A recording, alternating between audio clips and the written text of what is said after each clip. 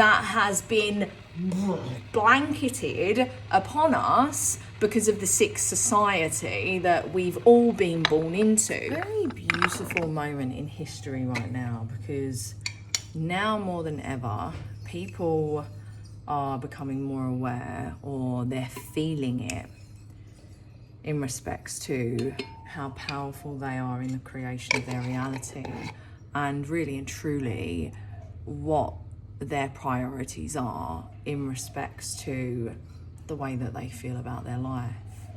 You see, for decades, maybe centuries before, we've been programmed into this idea of success that is money and status and what we have and material stuff, and we've been conditioned to chase and to consume all of that because that's going to make us look good. And then we get there and then we're like, oh, I actually feel pretty empty. Oh, and that would normally take decades upon decades, but now people are doing it and it's taken a few months and they're like, oh, actually, no, that's not going to make me feel happy. Okay, so what is going to make me feel happy?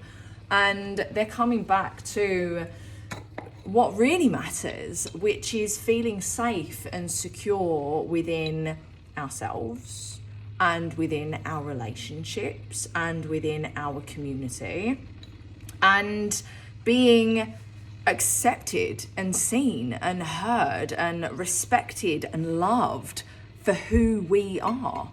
We don't want to change who we are just to fit someone else's mold to be accepted.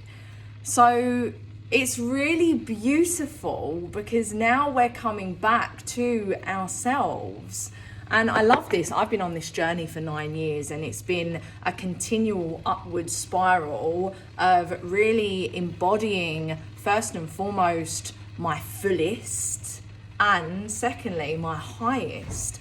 And this is ultimately how we create a better future as humanity, is going on this upward spiral, which ultimately causes an unraveling of everything that's not us. All of the limitations, all of the illusions, all of the masks, all of the armor, all of the toxicity, all of the trauma that has been blanketed upon us because of the sick society that we've all been born into. It's none of our fault. It's just a way that we've learned how to cope in an unconscious way. And now we're coming back to what really matters. It's like, oh, okay, so there's a part that I've played in this, or that I've not played. You know, I've either stayed when I'm supposed to go, or I've accepted and allowed when part of me wants to be like, no, but I've kept myself quiet, or something else, right? Because whatever situation that we find ourselves in, the only thing that we can control in any given situation is ourselves.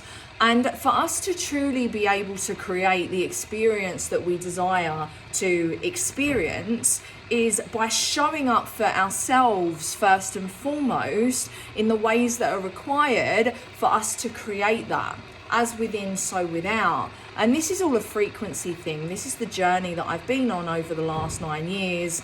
And this is how I have become a priestess in frequency, because I have embodied and integrated all of this to subsequently be able to create my own version of heaven on earth without the money that I thought that I needed. In the pursuit of money, I've never lost myself in the money. I've never lost my integrity. I've never done anything that I didn't feel called to do. I've not burned myself out. I've not pushed myself over the edge. I've continued to tune into myself and what it is that I've wanted and needed, and all of the intuitive guidance that's come through for me to move. And ultimately, I've been fully provided for by the Most High, because this is how it is when we are tuned and tapped into the frequency, and when we're moving in a way that we have been intuitively called.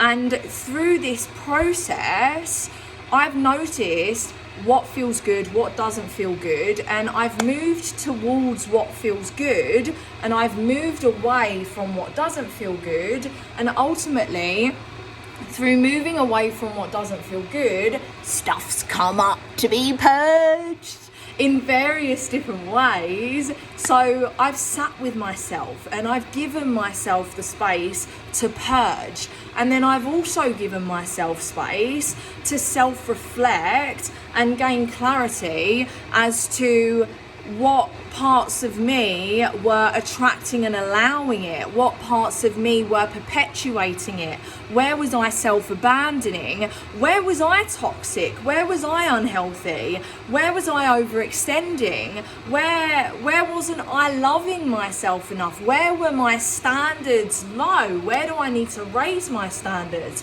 what are my requirements for people to actually have the privilege to be in my energetic space, right? And this has been a process. This is a marathon. This is not a race. This is not something that happens overnight.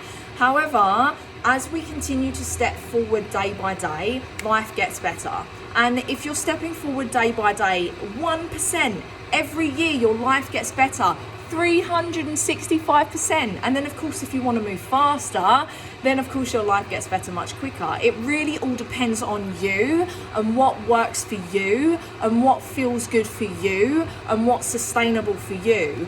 And what's important for that is to really get to know yourself on a deep level and really get to know your story and where you've come from and shedding all of the icky stickiness around it.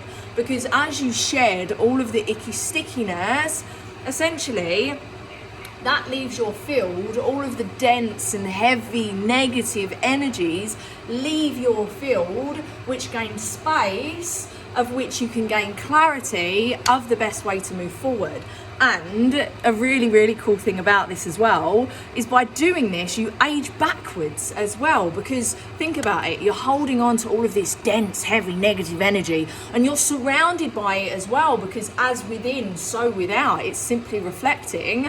And then as you let go and as you move away, it lightens your field and you lighten up, which ultimately your eyes brighten and your skin brightens and inflammation drops, because you're letting go of all of these that's causing the darkness in your field. So yeah, this is the work we do together, honey. And I have one coaching spot available at 33% off. So if you're feeling the call, baby, let's fucking go. Let's work together and run.